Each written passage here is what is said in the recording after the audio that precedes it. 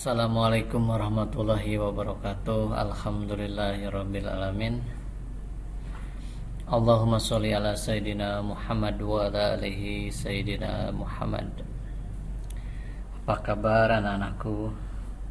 Mudah-mudahan siang ini kita dalam kondisi sehat walafiat, masih semangat untuk mengikuti pembelajaran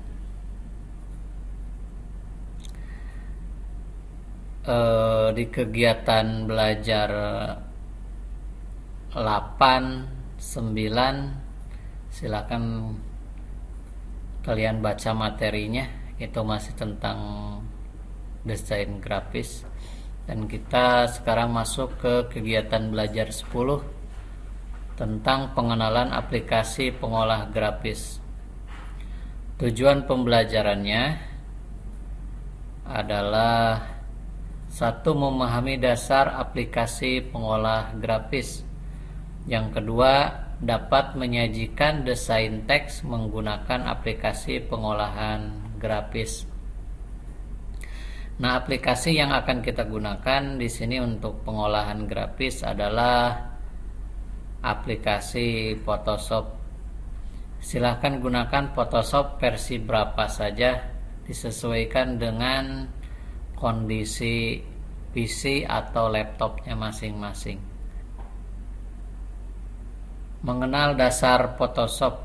Photoshop adalah salah satu perangkat lunak yang dikhususkan untuk pengeditan foto atau gambar, yang pembuatan efek, yang sangat baik untuk membuat desain grafis untuk dalam bentuk bitmap. Ini adalah tampilan antarmuka Photoshop atau lebih dikenal dengan GUI-nya Photoshop. Di sini ini adalah contoh tampilan Photoshop CS3 ya. Bapak menggunakan Photoshop CS4. Kalau misalkan ini adalah halaman utamanya seperti ini ya, ini tampilan utama Photoshop.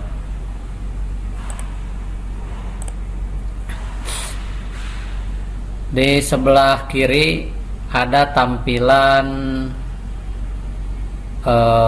toolbox, di mana toolbox ini adalah berisi alat-alat yang akan kita gunakan untuk mengedit atau mendesain objek yang ada di dalam layar tengah ini. Yang di atas adalah title bar. Title bar adalah sini ya. Title bar adalah jendela yang berisi informasi program yang sedang dijalankan. Title bar dapat dipindahkan dengan cara mengkliknya 2 kali dan menggesernya ke posisi yang diinginkan. Itu adalah title bar. Menu bar adalah berisi perintah utama seperti membuka file, menyimpan file, mengubah ukuran gambar, dan filter yang lainnya. Di sini banyak. Kalau misalkan file itu isinya apa saja, tapi secara umum menu bar itu berisi file, edit, image, layer, select, filter, analysis, view, Windows, dan help. Nah, dari kesemua ini isi-isinya silahkan kalian pelajari tentang teori menu bar, dari mulai menu bar file sampai ke Windows. Nah, kita langsung praktekkan ke yang toolbox-nya. Nah, tapi sebelumnya ada yang perlu diketahui juga tentang option bar. Option bar adalah berisi pilihan pengaturan dari tool yang dipilih. Setiap tool mempunyai tool option yang berbeda-beda Misalkan dipilih brush, maka ukuran atau diameter juga opacity brushnya ada di sini nih ya. Nih toolbox tuh ini berisi berbagai macam tool dan alat-alat yang digunakan untuk mengedit atau membuat sebuah karya grafis. Nah, dalam tool ini ada beberapa kelompok, seperti ada kelompok tergantung fungsi dan kegunaannya. Ini ada tombol untuk menyeleksi, itu ada rectangle marquee, elliptical marquee, dan single row marquee, dan single column marquee. Fungsinya adalah untuk menyeleksi objek dengan pola persegi, lingkaran, baris tunggal, dan kolom. Ya, kita coba praktekkan. Nah, tampilan awal Photoshop itu seperti ini. Untuk membuat halaman baru bisa kita menggunakan dari file yang ada di atas ini, new, atau juga bisa menggunakan dengan Ctrl N seperti ini. Nah, ini keluar jendela baru. Ini berisi tentang konsep atau kertas yang akan kita gunakan. Kalau kita akan menggunakannya dengan kertas-kertas biasa, ukuran-ukuran kertas pada umumnya, kita bisa menggunakan, pilih di sini yang international paper ya, pilihan international paper, maka otomatis di sini ukurannya keluar, ukurannya seperti A6, A5, A4, A3, dan lain sebagainya. Masih banyak ukurannya. Tapi kalau misalkan di sini kita mau diperuntukkan untuk sebuah foto, maka pilih foto. Nah, ukurannya juga keluar 2x3, 4x6, 5x7, dan lain sebagainya. Bisa landscape, bisa juga portrait. Ataupun juga desain ini beruntukan untuk web. Pilih website. Ini ukuran layarnya 640 dikali 480. Ini ukuran layar. Ini disesuaikan dengan resolusi monitor masing-masing. Ataupun juga kita memilih untuk misalkan di Android, di mobile, dan lain sebagainya, film, dan bisa juga kita membuat sendiri dengan cara custom. Tapi kalau custom di sini menentukan ukurannya sendiri. Ukurannya, lebarnya berapa dan tingginya berapa.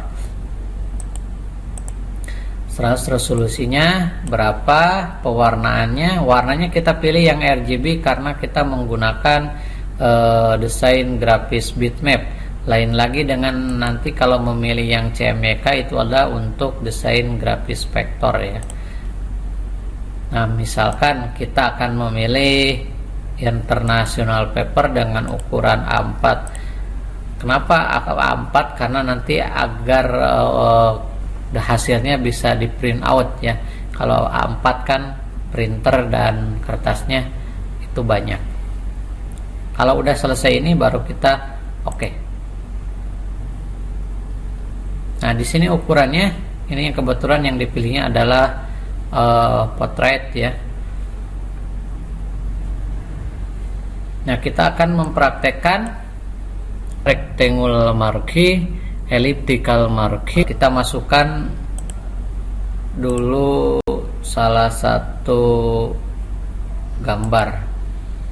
Ini harus menggunakan gambarnya apa saja, misalkan gambarnya terserah, bebas mau apa saja.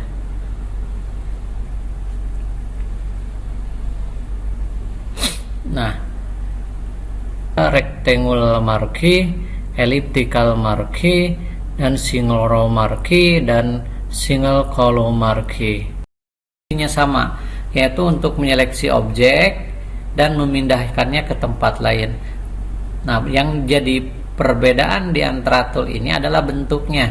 Ada yang bentuk segi 4, ada yang bentuk elips atau lingkaran. Ini karena yang ini dulu ya, rectangle dulu. Misalkan kita akan mengambil tulisan ini, tulisan kompetisi sains madrasah. Caranya klik drag, seleksi.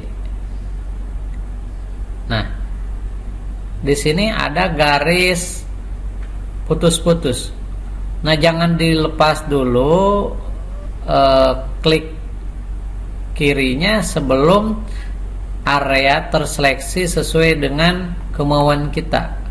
Misalkan ini udah pas, baru dilepas, maka akan terbentuk garis putus-putus. Nah, kalau kalian memindahkan ini tiba-tiba ditarik, maka yang tertarik adalah hanya kotaknya saja ya. Nah, makanya gunakan seperti ini. Tadi di sini ada move tool. Move tool itu adalah fungsinya untuk memilih layer dan memindah area seleksi. Nah, ini area yang terseleksinya yang mana? Area yang terseleksinya adalah yang ini. Ini bisa dipindahkan dengan fungsi move tool. Berarti toolnya kita balikan lagi ke move tool. Klik move toolnya, ini masih tetap garis. Ini bisa kita pindahkan. Misalkan ini klik drag,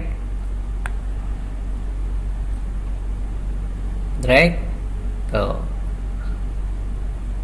pindahkan ke yang baru. Lepas di sini, jangan dulu dilepas.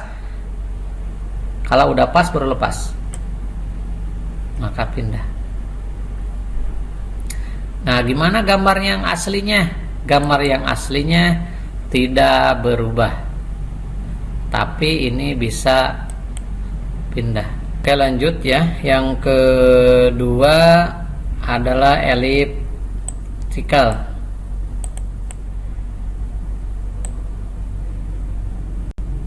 Terlalu besar, kita pas.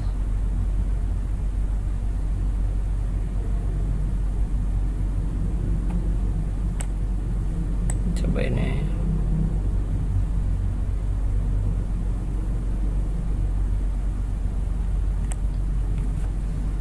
Nah, dikiranya udah pas, lingkarannya sesuai. Kita pindahkan toolnya ke move tool. Kayak tadi, ditarik, drag, tarik, lepas. Nah,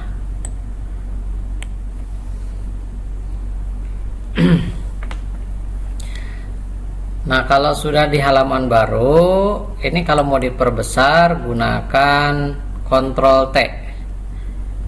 Ctrl T itu sama dengan, kalau di menunya adalah pre-transform, adanya di sini. Ini ya, pre-transform. Nah, ini untuk memperbesar dan memperkecil objek. Memperbesar, memperkecil, memutar. Misalkan begini, enter, seperti ini.